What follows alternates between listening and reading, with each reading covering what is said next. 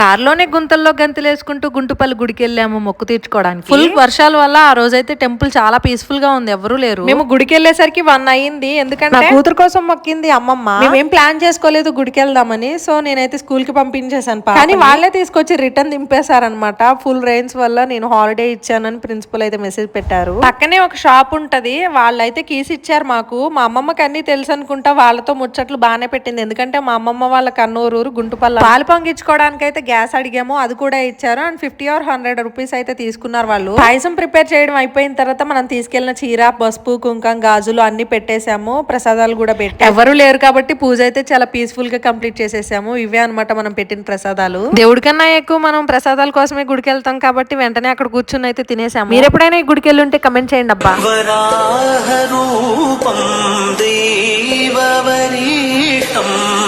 వరస్మిత వదనం